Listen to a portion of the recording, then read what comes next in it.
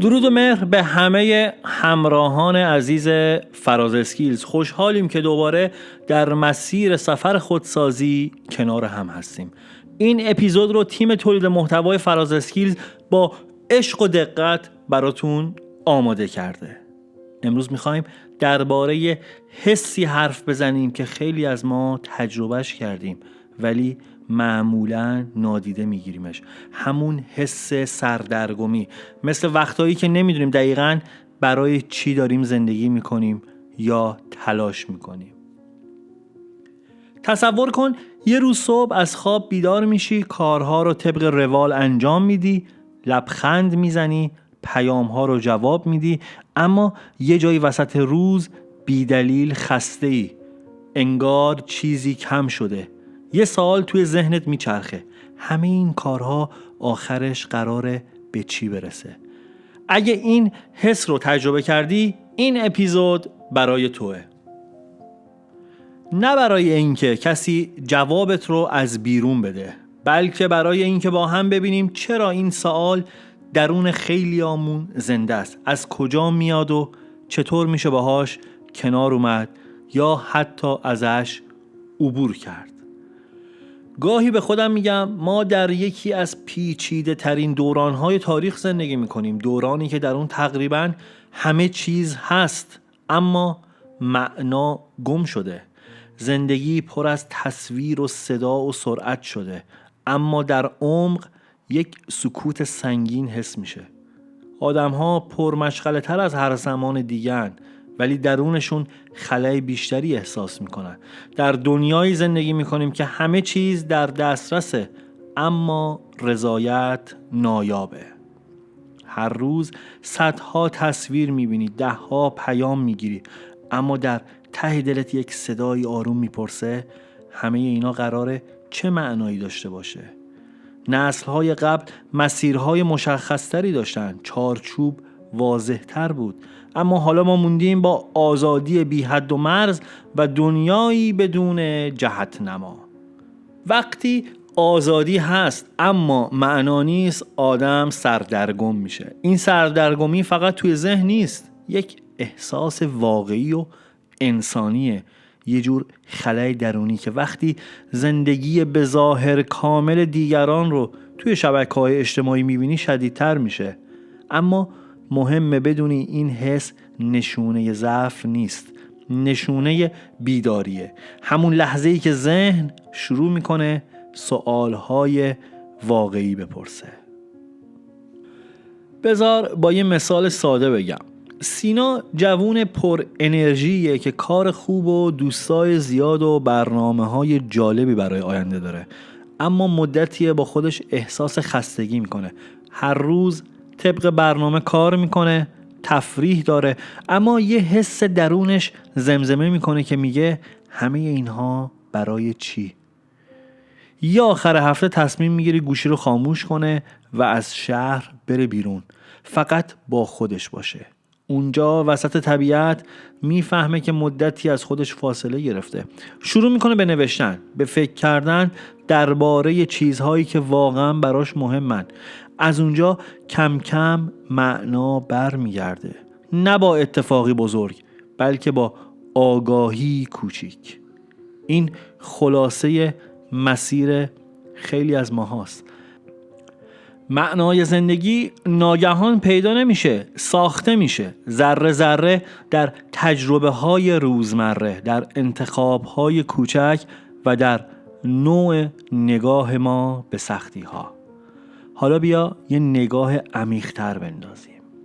مفهومی در روانشناسی هست به نام بی‌هنجاری یا آنومی، یعنی زمانی که چارچوب‌های قدیمی از بین رفتن اما هنوز چارچوب تازه‌ای ساخته نشده.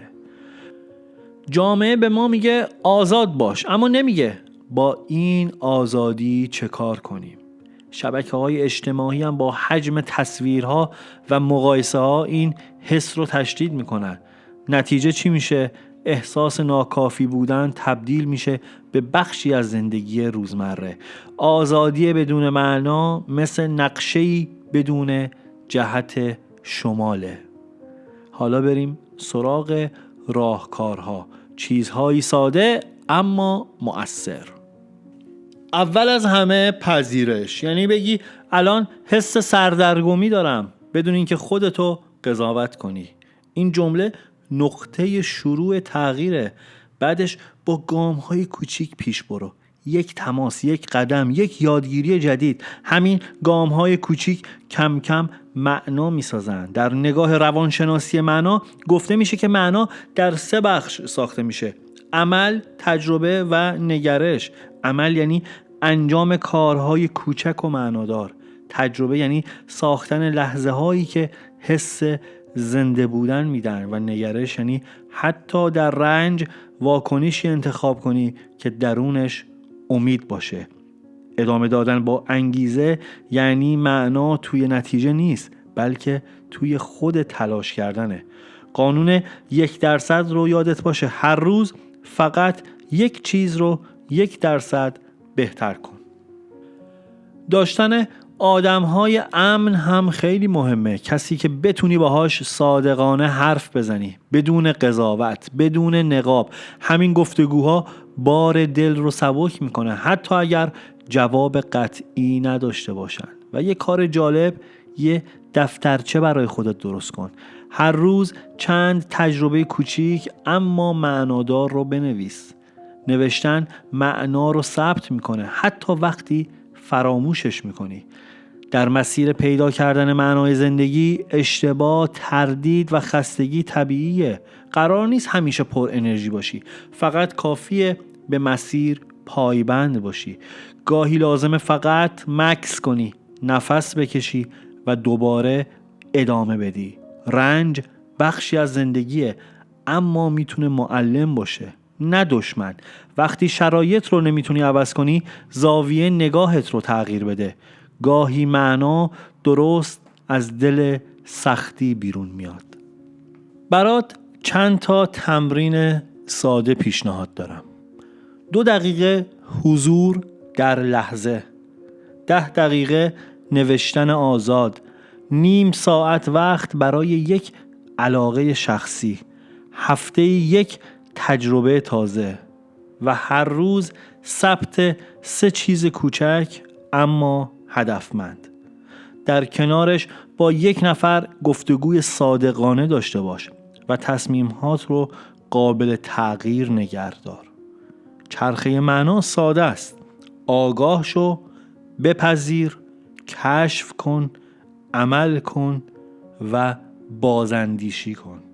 این چرخه کمکت میکنه از حالت سردرگمی به حالت رشد برسی. و حالا به پایان این اپیزود رسیدیم. دنیایی که توش زندگی میکنیم شاید پر از سرعت و شلوغی باشه، اما همین که هنوز درونت صدایی هست که میپرسه چطور میتونم معنای واقعی زندگی رو پیدا کنم، یعنی هنوز نوری در تو روشنه. نگران نباش اگر مسیر پر از ابهام، انگیزه و هدف در همین جستجو ساخته میشه. هر قدم، هر اشتباه بخشی از بیداریه. بحران معنا فقط یک چالش نیست، یک فرصت برای شناخت دوباره خودت و ساختن زندگی واقعی تره. شاید هیچ وقت جواب نهایی رو پیدا نکنیم، اما همین میل به جستجو خودش یعنی زندگی. ممنونم که با ما همراه بودی. اگه خواستی تجربت رو توی کامنت ها بنویس، ما میخونیم و با هم ادامه میدیم. تا اپیزود بعدی با آرزوی آرامش، شهامت قدم های کوچک و نگاهی روشن به درون خودت. یادت باشه تو تنها نیستی و همین که هنوز دنبال معنا میگردی یعنی زنده ای. پوینده باشی و پایدار.